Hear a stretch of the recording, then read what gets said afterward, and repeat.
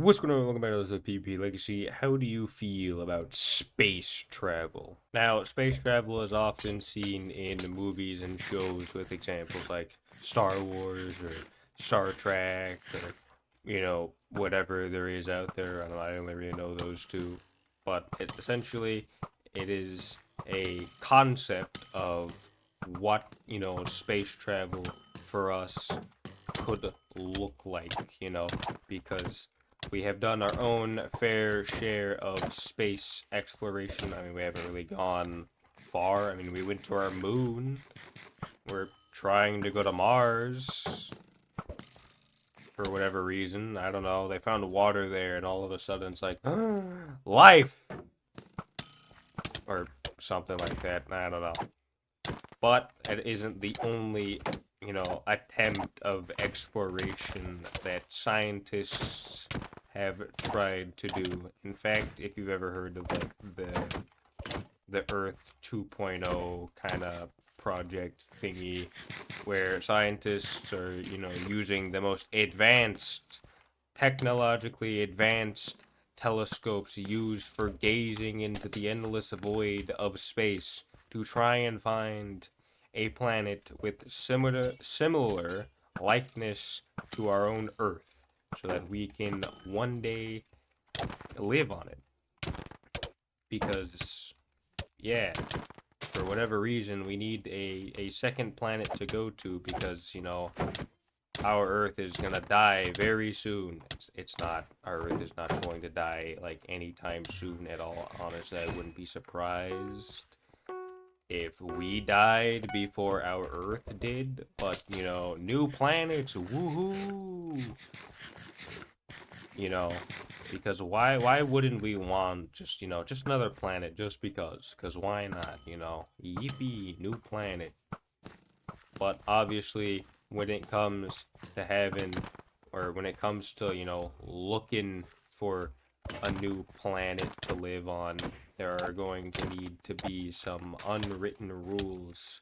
If anything, there are written rules, essentially requirements that need to be met in order to live on these planets.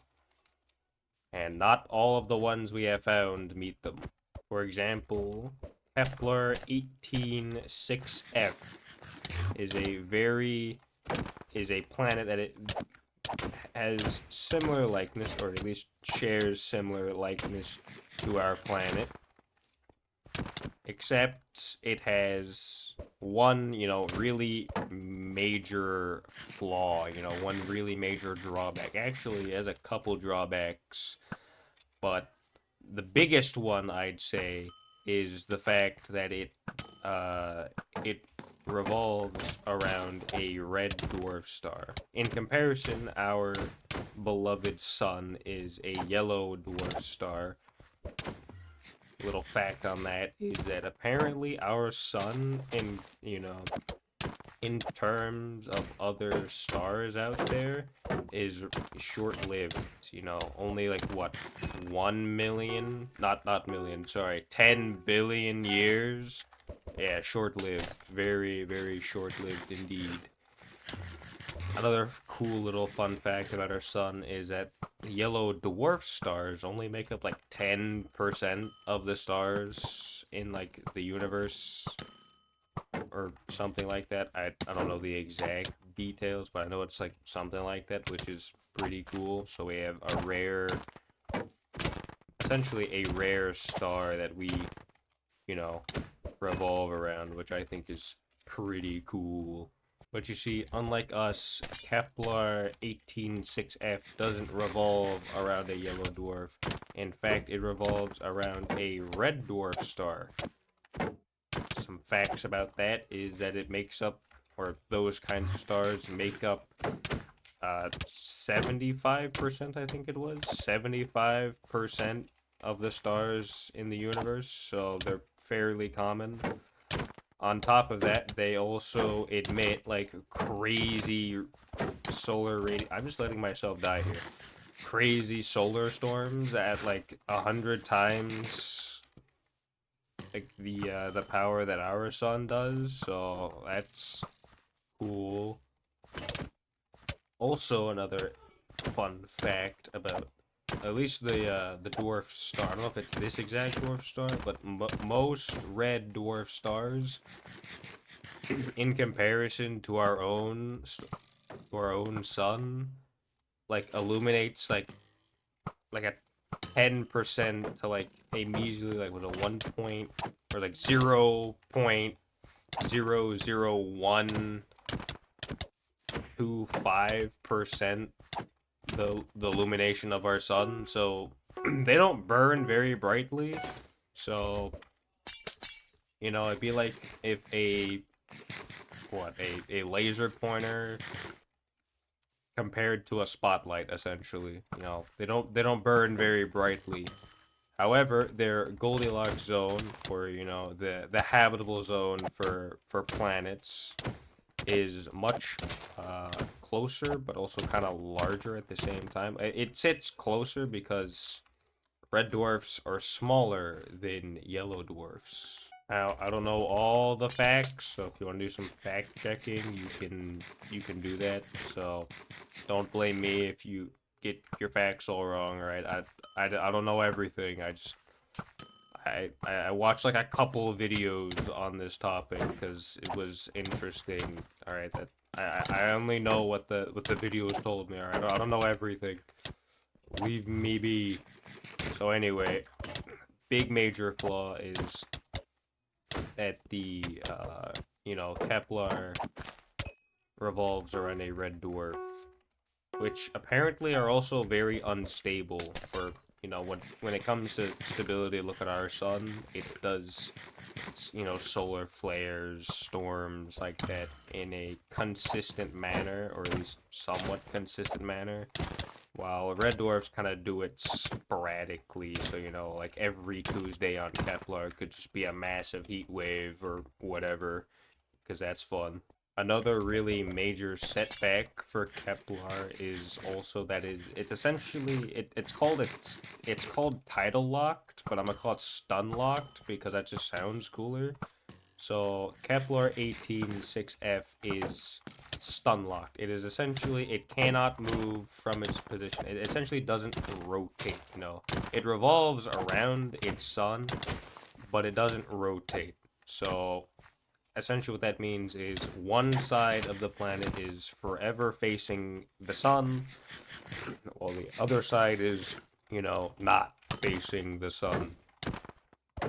Basically meaning one side is always going to be receiving sunlight, the other side isn't. So one side is really hot, the other side is really cold. Now, there is this, this strip of land on Kepler called the Twilight Zone. A lot of planets have this that are tidal locked, where, the sun isn't, where one's, it's essentially this little area where it's not super hot, but it's not, super cold. And I suppose you could live there, but like with our, 8 billion population and growing, it'd be very hard to fit that many people in such a small strip of land.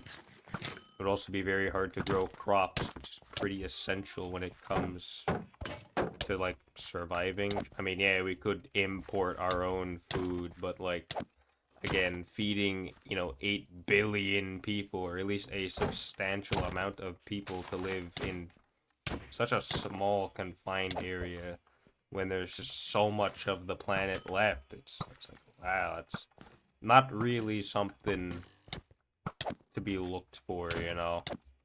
So good planet, but like kind of crappy at the same time. Unlike what's its name? I forget. I forget the name of the planet. I'll probably put it up somewhere. But essentially, this planet is a super planet. All right, it is a super Earth, where it is 2 times the size of Earth. All right, 2 times the size. That's crazy. Trying to put that into perspective is kind of crazy, because our Earth isn't like small, but it's not like massive either. So 2 times the size of Earth, all right?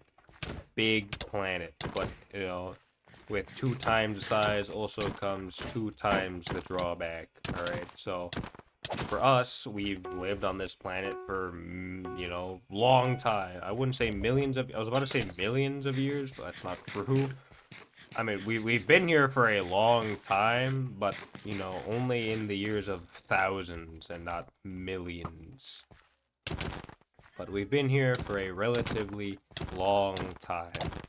Long enough to adapt ourselves to the gravity of this planet to do essentially basic things. Like, we've gotten so used to the gravitational pull of our planet that we just don't even think about it anymore because, we've adapted to it. We've gotten so used to, how it feels, and trying to compare that to, the gravitational pull of a super Earth is kind of hard to do, actually. I mean, it's not, but trying to imagine it is essentially if you took your body weight and just strapped it onto your back and you had to you'd be like carrying yourself around all day, every day. While you're trying to sleep, you have to put that weight on top of you. While you're trying to walk, you have to put that weight, basically on the back of you. Basically trying to haul around all of this extra weight. And, that can be pretty devastating, for the average person trying to carry their own weight every single day. That can be pretty bad, especially for, people who are on the heavier side of the weight scale. Their weight gets doubled, which can be very bad. Very, very bad. I mean, just trying to, like, imagine, like, trying to sleep, but you essentially have, how much do I weigh? I don't know, I think I weigh, like 120 something pounds. I'd essentially be trying to sleep with 120 pounds on top of me.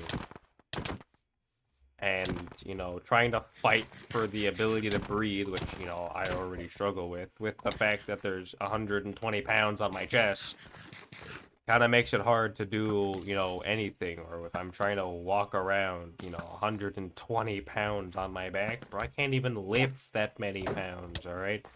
I would literally not be able to live on this planet at all. I mean, as awesome as it would be to live on a planet called Super Earth, I mean, hey man, for democracy, but like those, I don't think we're gonna be able to do much against those invasive bugs when we're too busy crawling on the floor, stumbling around because we can't even stand on our own 2 feet. So, I mean, there are plenty of other like planets out there that we could try and live and find and try to do our best to like live on, but we've gotten so accustomed that even like the smallest details of like gravitational pull or how the oxygen and the water vapor in the air and how the atmosphere functions on our planet as opposed to other planets, it would be a issue to adjust so abruptly. Anyway, that's gonna do it for another episode of PP Lakers. I hope you guys did enjoy. I'm interested to hear what you guys think on space travel. Honestly, kind of hoping we get to the point where we can just zip around space, just hyperdrive that and just all the way through space to like newer planets and I don't know, cooler things like that. I don't know, space is cool and interesting. So, bye.